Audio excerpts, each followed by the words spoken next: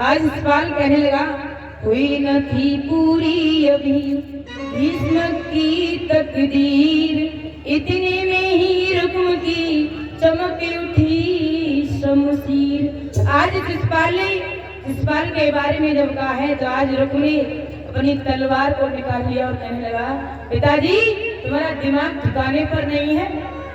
अगर उस कन्हैया के साथ में मेरी बहन का विवाह होगा तो हाँ पिताजी तलवारें चली जाएंगी, खून की नदियां बह जाएंगी। अगर मैं अपनी बहन रुक्मिणी का विवाह अपने साले के साथ में ही करूंगा। राजा भीष्म कहने लगे, तेरा दिमाग बिल्कुल ठिकाने पर नहीं है। जब तेरे साले ने अपनी बहन का विवाह तेरे साथ में कर दिया तो तू अपनी बहन का विवाह कैसे कर सकता है? आज रुक्म कहने लगा, जब मेरा साला यहाँ आया करेगा तब मैं जीजा कह दिया करूंगा, जब मैं वहां जाया करूंगा तो वो मुझसे जीजा कह दिया करेगा, इसमें क्या बात है? जब वो यहाँ आएगा तो मैं उससे जीजा कह दिया करूंगा और मैं जब वहां जाया करूंगा चंदेली में तो उससे जीजा कह दिया करूंगा, उसमें क्या बात है? आज शिशुपाल ने एक पत्र को लिखवा करके नाई और पंडित के हाथ में दे दिया और कहा, मेरे साले को ये पत्र दे दे। आज पत्र दिया है तो नाई और पंडित पत्र को लेकर के आज चंदेली में पहुंच जाते हैं। जैसे ही शिशुपाल ने पत्र को खोल करके देखा तो शिशुपाल कहने लगा, वाह जीजा हो तो ऐसा, जीजा हो तो ऐसा, और ऐसा जीजा हर किसी को मिले जो अपनी बहन का विवाह मेरे साथ में कर रहा है। आज नाई और पंडित के सर को काट लिया।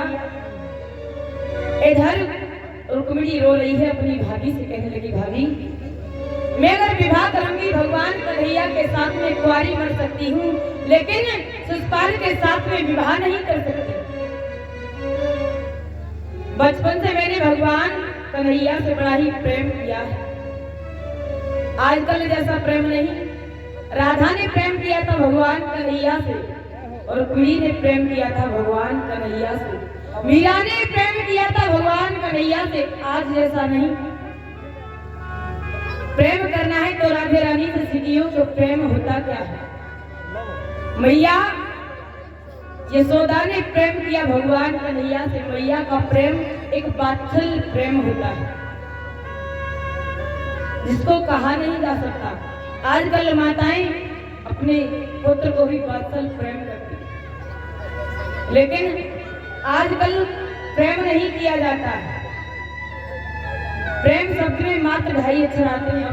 आजकल तो लव किया जाता है। लव का हिंदी अर्थ होता है प्यार। प्रेम करना है तो राधे रानी से सीखिए कि प्रेम होता क्या है। अगर राधे रानी चाहती तो वृंदावन से पंकज भैया मथुरा कोई ज्यादा दूर नहीं थी। दिन में 4 बार घूम करके 4 बार लौट करके आ जाती भगवान कन्हैया से मिलने के लिए, लेकिन गई नहीं। भगवान कन्हैया के प्रेम को सहा, बड़ी ही वियोग को सहा। मैया यशोदा ने भी सहा, सारी सखियों ने भी सहा। आज रुक्मिणी अपनी भाभी से कहने लगी, भाभी मैं विवाह करूंगी तो भगवान कन्हैया के साथ में बनकवारी मर सकती हूँ, लेकिन इस शिशुपाल के साथ में विवाह नहीं कर सकती। आज परीक्षित महाराज रुक्मिणी की भाभी ने रुक्मिणी से कहा, आप रोती क्यों हो? भगवान कन्हैया के लिए पत्र लिख दो, वो पत्र में लिख दो, वो तुम्हें यहाँ से ले जाए। आज रुक्मिणी पत्र को लिख रही है। परीक्षित महाराज पत्र को जब लिख रही है, अक्षर को लिखती जाती है, आंसुओं से वो शब्द मिट जाता है। आज किस तरीका से पत्र लिख रही है रुक्मिणी?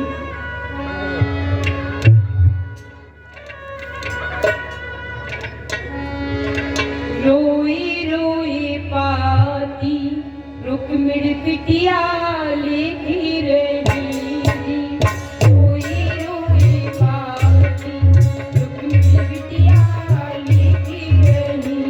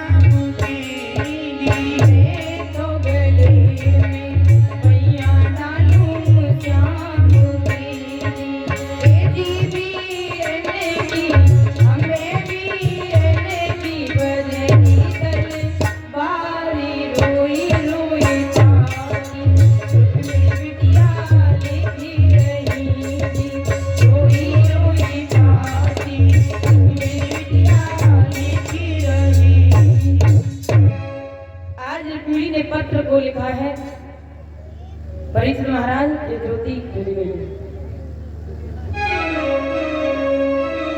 आज पत्र को रुक्मिणी लिखती जा रही है, आंखों से आंसू जा रही है, शब्द को लिखती जा रही है, वो आंसुओं से शब्द मिट जाता है। आज रुक्मिणी ने पत्र को तो लिख दिया, लेकिन अब एक दिक्कत और है, एक परेशानी और है। पत्र तो लिख लिया है, लेकिन इसे लेकर के द्वारका कौन लाए? कुंदनपुर से द्वारका 750 कोस दूर है। आज जैसे ही सुबह होती है, एक ब्राह्मण बूढ़ा सा आ जाता है और दरवाजे पर आवाज लगाने लगा, माताम भिक्षाम देई। आज रुक्मिणी निकल करके आई और कहा ब्राह्मण से, ब्राह्मण आप भिक्षा के लिए आए हो? ब्राह्मण कहने लगा, हाँ हम भिक्षा के लिए आए हैं।